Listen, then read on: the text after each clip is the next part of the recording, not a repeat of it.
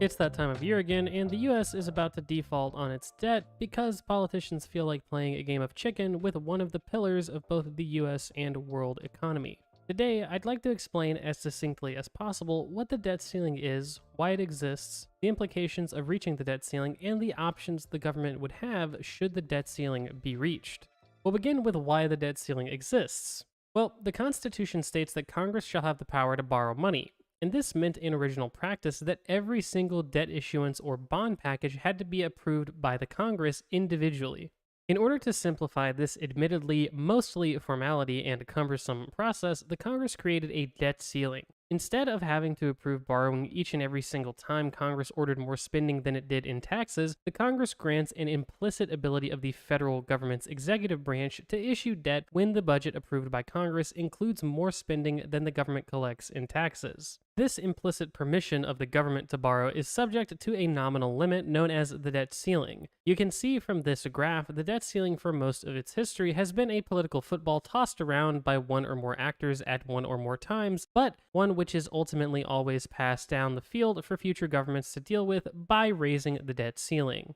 Now that we've covered the what and why, let's talk about the actual implications of the debt ceiling being reached. Well, the consequences would likely result in some serious short-term and medium-term pain and long-term implications which could fundamentally erode confidence in the United States government. If you haven't seen it and want a more thorough explanation of how the nation issues debt, it might help to watch my Modern Monetary Theory video, specifically the section on issuing debt.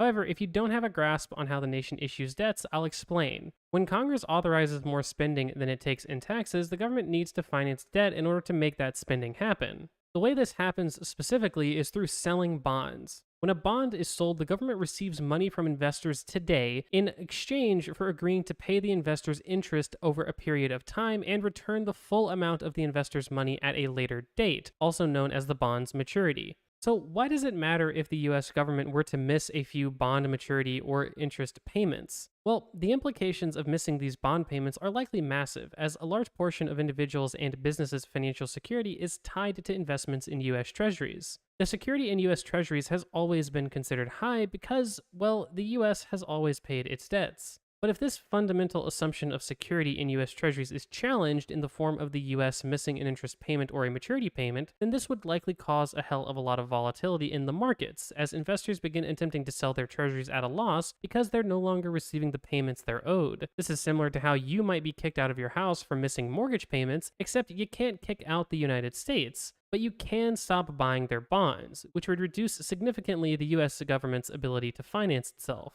As we've discussed before, high periods of economic volatility are bad for everyone, and this would likely cause the investors who stay around buying US Treasuries to demand a much higher interest rate on bonds issued by the federal government to compensate them for the now apparently risky nature of the US actually paying its obligations. To put this in perspective, an analysis found that the US defaulting on its debt by reaching the debt ceiling could result in as many as 6 million job losses and $15 trillion in lost wealth.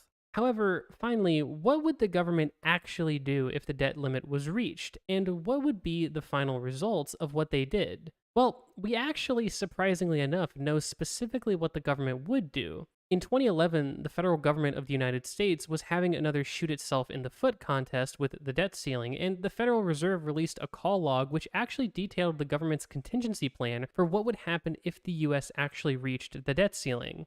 The plan details 3 basic principles moving forward for a US government that could no longer take on any additional debt. 1. Principal and interest payments on Treasury securities would continue to be paid on time. 2. Other payments would be delayed. And 3. Any payments that were made would be settled as usual. Now, the first and third of these principles basically makes it sound like nothing would really happen, and the second principle is fairly vague. Let's talk about what these principles actually look like in practice. Remember a little bit back when I said bonds mature and that this is when the full amount of the investor's initial investment is returned? That's what they mean by principal payments. As a rough example, if the government issues a 10-year bond at 2% interest, an investor will give the government $1,000 today in exchange for $10 every 6 months for 10 years. And on the last day of that 10 years, the investor will receive the full $1,000 back on the money they gave the government 10 years ago. Understanding this, how can the government fulfill its first principle that principal and interest payments on Treasury securities would continue to be paid on time if the debt ceiling has now been reached and thus the national debt is officially capped? What this would actually look like is that the federal government would attempt to issue bonds, collect the new payments from the new investors, and immediately use this money to pay both the bonds that are maturing and the amount of interest owed on the bonds that are currently outstanding. In practice, imagine you had $3,000 in credit card debt, and your parents are absolutely going to kill you when they see this amount on the bill the first of the month. Now, imagine your first payment on this $3,000 was coming due, but you had no money in the bank to pay it off and thus hide this amount from your parents. Instead of coming to terms with this debt, you simply pay off the $3,000 with a new credit card who won't bill you for another month. You still technically only have $3,000 in credit card debt, and you've given yourself time to raise the money to pay the $3,000 off and avoid a fight with your parents. This is in effect what the government would do with the amount of money it currently owed in interest and principal payments. Now, what about point number 2, about other payments being delayed? What does this actually mean? Well, in their call, the Federal Reserve spelled out the idea that, simply put, all payments the federal government is obligated to make other than principal and interest payments would likely be delayed until the government has the money in actual collected taxes to pay out these obligations. In effect, this means that tens of millions of Americans who rely on paychecks and services from the federal government, from single moms who need food stamps to soldiers who need paychecks, would experience an instability in their assistance and/or pay from the federal government, which would likely cut consumption across the board and immediately cause a recession. This recession would also be somewhat unique because, of course, the federal government couldn't simply pass a stimulus bill as a first step in resolving the recession without first raising the debt ceiling, causing many people to hang in the balance in a way the people of the United States have never quite had to. The governments of the last several decades have all been willing to take on debt and deficits in order to pay out their obligations and help during a recession, potentially until now. Despite this proposed plan and roadmap for what the United States would look like in a world where they're not allowed to take on any more debt, there are many more obscure theories for the government to avoid this debt ceiling. I'll go over a few scenarios that are less probable in my opinion practically, but get spoken about a bunch, so I feel like they're worth going over. The first is that the US could simply create an asset worth the price of all the bonds owned by the Federal Reserve and pay down its debt this way. This comes from the idea that the Treasury may mint coins with essentially any value. Consider this potential scenario. The Federal Reserve owns about $5.5 trillion of the federal government's debt in the form of Treasury bills currently. Theoretically, the federal government could create 5 $1 trillion coins, pay the Federal Reserve for the treasuries they own, and forgive the debt that they just bought. Sure, the Federal Reserve now owns $5 trillion in coins, but it's not debt technically, and technically the debt has just decreased by $5 trillion out of thin air, avoiding the debt ceiling being reached.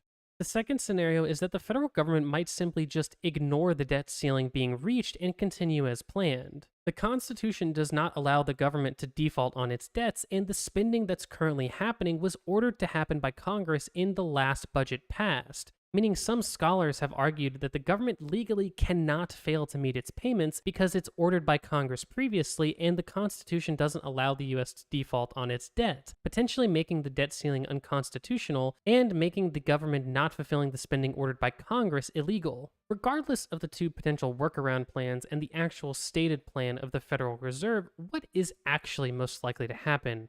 Well, in my opinion, what's most likely to happen is what's happened the last 100 years. The debt ceiling will likely be raised to some amount marginally higher for some future Congress and executive to contend with. After all, the recession that I described, caused by a huge constriction in federal spending, would likely cause protests across the country as millions of federal employees fail to receive their payments on time and millions more pensioners and other people dependent on the welfare state fail to receive their benefits. This compounds with the big asset managers who are big donors to both parties likely losing their minds at the renewed and entirely artificial volatility of the market. At the end of the day, I cannot imagine the US actually reaching the debt ceiling and enacting anything I've just described. But what I can unfortunately imagine is a pointless game of political theater which will ultimately be fruitless.